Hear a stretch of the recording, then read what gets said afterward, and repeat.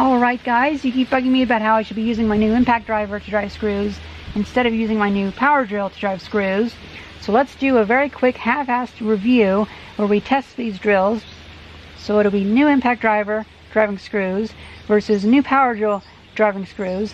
And since all of these seem so intent on this one being the right one, let's add a wild card into the mix. And so now you don't know which one you want to see be the best one, because like, sure, you guys would probably want that one to be the best one, but oh, the Thor drill, Thor electric AC/DC drill, that's the coolest drill that you've probably ever seen. So so that kind of evens the viewer bias of this. So let's see how the impact driver, the 1930s Thor drill, and the new power drill handle driving these 3.5-inch deck screws. And now I'm not even going to count the 1920s Black & Decker, because the 1920s Black & Decker has about as many design flaws and issues as you would expect from a 1920s electrical device. For instance, the switch is not a momentary switch, so when you turn it on, it's just on. So it does not give the highest level of control. However, its robust construction is nice, but the chuck is too small to really do anything. So the switch would work fine if it was just for drilling holes, because you're just like drilling holes repeatedly. That's great, but the chuck isn't big enough to actually hold drill bits. It's barely even big enough to hold this bit. So it's a bit mismatched and not really all that good of a drill. It's a good conversation piece, but I guess you could call this like an heirloom tool, because you could probably give this to like your great grandkids. But one thing that every drill I think should do is act as a hammer. So sometimes when it's difficult to put a screw into a piece of wood, you don't want to just sit there and like try to get it in there. I usually like doing the back of it, but with these ones that are more long, I should use the side of them as a hammer. So that is one good thing. So let's see if I can do this.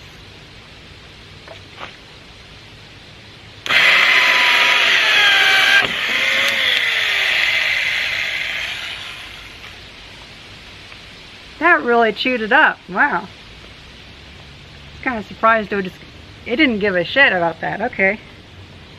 It's not so bad. Let's try the Thor. Now as for the Thor, it has a much bigger chuck, so you can actually hold drill bits or big bits into it. And it has a momentary switch. So it gives a lot more control, and I believe that it's actually geared down a lot more, so it seems like it's actually more powerful. And it was made by the Independent Pneumatic Tool Company. I really like that it has this cable coming from the bottom. I don't know, just something about it just seems really industrial, and I feel like it's going to last a lot longer than if it was just... Whoop, fucking ants. I feel like it would last a lot longer than it was like the other drills, that the cord just comes out the bottom or whatever. So, I like it. And of course, I would consider this yet again another heirloom tool, to where you could probably, or whatever the term is, so you could probably give this to your great-grandkids and just change out the brushes and it'll last.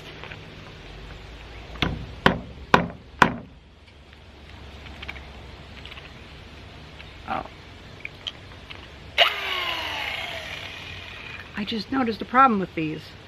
They do not have a reverse. There's a bit of a problem. I don't think they have a reverse. It's hard to tell.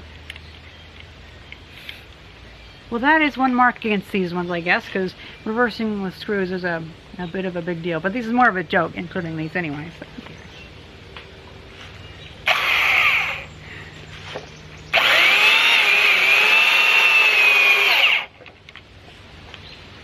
I like it. I like it a lot. That was worth 17 bucks. Now let's go get the one of the other ones. Now on to the Milwaukee power drill that Magnavox man just sent me. And first off, I do like this chuck. It is really quite nice. It has that clicky sound.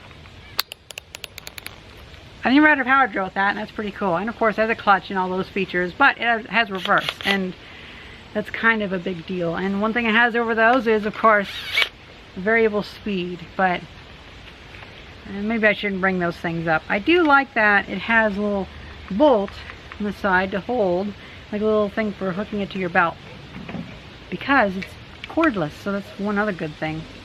I never really had a good cordless drill until now. And let's see about how long it takes to drill. Oh, and that is one mark against these, though. I do worry that these newer drills don't work as a hammer too well, because sometimes I like to pop the nail in, or pop the screw in there just a little bit, but oh well.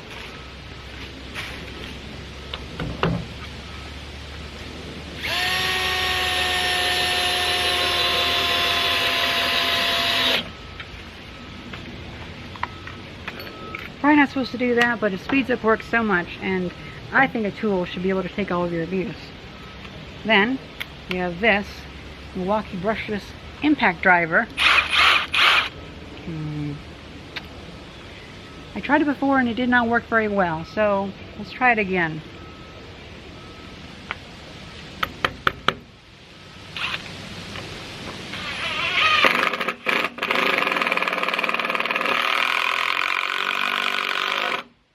Oh. Yeah, that is really loud. And it takes longer, it feels. So I think that is not a better screwdriver. I think this would be great for popping nuts and bolts off of like seized things, like things you're taking apart or whatever. But I don't think it's a very good fit for this, because I mean, maybe you guys are deaf, but that was loud. Like, I could hear it hurt. So, whereas this one, it's still a lot quieter. And so I think, even if it does take longer with this, which I don't feel like it takes longer with this, I feel like I have more control. This one's just noisy and kind of jerky. I think that this would be a better one. So I think that a power drill is still, at least from this test, a better option for doing drawing screws. English is not working well for today for me. Whatever. Not working well for me today, obviously. So yeah, that's why I've been using this power drill instead of the impact driver to build the structure of my workshop. But I would like to hear what you guys think, because I'm sure you're very opinionated on what I did wrong. Well, I hope you guys enjoyed this video, and thank you very much for watching. See ya!